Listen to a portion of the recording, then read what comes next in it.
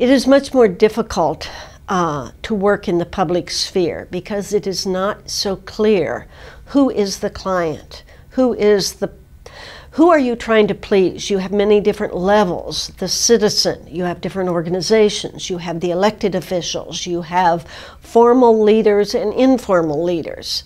Whereas in an organization, you have a chief executive officer. It's very clear who hired you and what your role is. In the public sphere, we're very much working at America Speaks, also known as Global Voices, to engage citizens to impact those decisions. And it's what I call the fourth arm of government. And not everyone sees that the voice of citizens is easy to articulate or find and to follow the citizen's voice. When I was reading about America Speaks and I saw that you've got meetings of several thousand people, I was thinking about it. Is it some kind of a going back to the ancient democratic traditions, like the old Greek and the Roman democratic traditions? In some ways, but that was more of a direct democracy. And what we do is really to strengthen representative democracy, because we do elect people to represent us. But what we don't have in most of our governments is a good way to know, well, what does the ordinary unaffiliated citizens want? The elected people hear from the lobbyists, people with a lot of money who have helped them with their campaigns. They can hear from organizations or corporations. For us citizens, we go on internet and we give them we push a button to say what we think of healthcare or education. We send an email, we send a postcard, but we don't really know what. That's not for me, that does not feel effective in influencing our elected people. So what is missing? So what is missing is the collective. So when we bring thousands of people into a room and people sit at a table and deliberate, talk to people that are different than them, that have different views, different perspectives, they come up with ideas. Everyone picks up a keypad and votes on what they think is most important. The results are up on the screen. And the elected people are in the room. So they look and they see what the collective wants, not just how many postcards are here and how many postcards are there. I mean, one of the key elements of deliberative democracy is we don't just give an opinion that's uninformed. We have materials that tell us what is the subject, what are the facts and the figures. We talk to people different than us, so we find out what a single mother's life is like, what someone who works 2 jobs to feed their family is like. And it erases misconceptions that we have, that maybe it's only people who are lazy who do not have health care. Well, in the United States, that's not true. Many people are working 2 or 3 jobs, and none of those organizations, those employers, offer health care. What we are moving into is institutional change.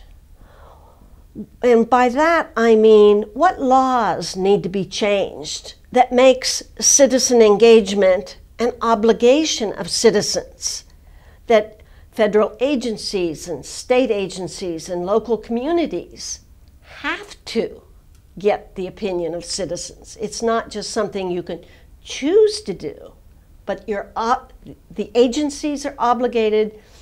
And perhaps this is my idea, not America Speaks, but perhaps the idea is that like we put our names in, we are obligated to serve on juries in the legal system. Well, perhaps our names go into a pool of names, and we are obligated to go to a town meeting once a year and serve as a citizen about what is needed. Wow, so that's quite a revolution of the democratic institution itself. Yes. And in order to strengthen democracy, we need some institutional changes. So we have proved that town meetings can be done in a different way that can be very effective. Now, what needs to be done in our education system? I mean, education back is the foundation of democracy, and yet there are shifts and changes needed in education. In our media, over the last few decades, media has shifted so much. They used to keep us very informed. Now what's happening is internet is here. We are getting more information from internet than through the national news programs. And not necessarily from one source, but from several sources. Many sources. Physical space, you mentioned the old Greek times. They had a place that was for gathering citizens and having a convening and having these discussions. In our cities and towns, we're lacking that space. We have malls, but we are lacking physical space. So these are institutional changes that we're talking about. But I think it's very interesting that as the world is going towards a more virtual, more technical, more internet-based world, you're talking about the physical presence of people coming together. Yes, I think it's both and. There is something magical about people seeing each other and meeting each other eye to eye and having a conversation. But there's no reason. One of our experiments is to have virtual tables. So in addition to our town meetings where we have maybe 1,000 people meeting in one room, we have virtual tables where 10 people from different regions are together on internet.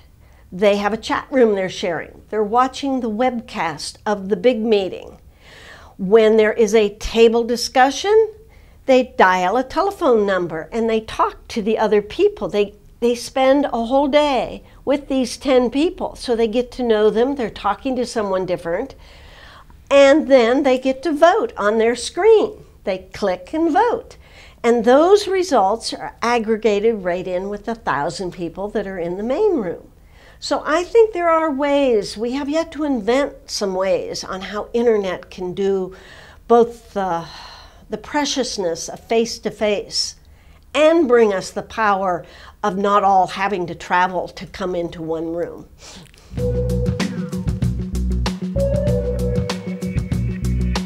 We have really taken the best of many, many methods and pulled it together into this town meeting model. We call it the 21st century town meeting. So we use the best of small group, table discussion, a safe place, a facilitator at every table.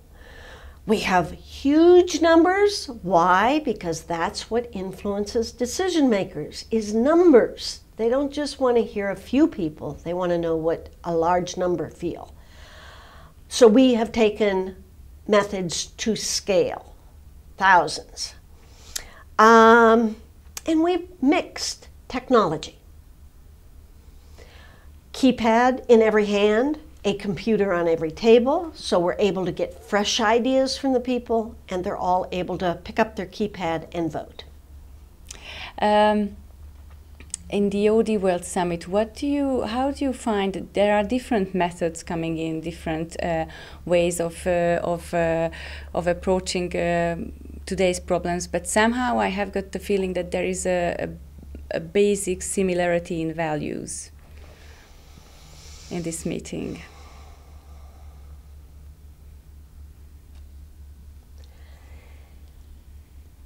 The human values, I mean, our profession, organizational development now, comes out of the Industrial Revolution, where we learned how to manufacture and make things in a very repeatable way. But in the early days, the 1900s, the 1910s, 20s, the human being was just another piece of machinery. In the 30s and 40s and 50s was the emergence of organizational development, and it was really looking at how can we humanize work? How can we make people proud of what they're doing? How can we use their full self, not just their dexterity, but their brains, their thoughts, their ideas? And that's been the birth of this field, which crosses psychology, sociology, all these different business. And how can we unleash the human spirit? And so from there, yes, our values are very much the same.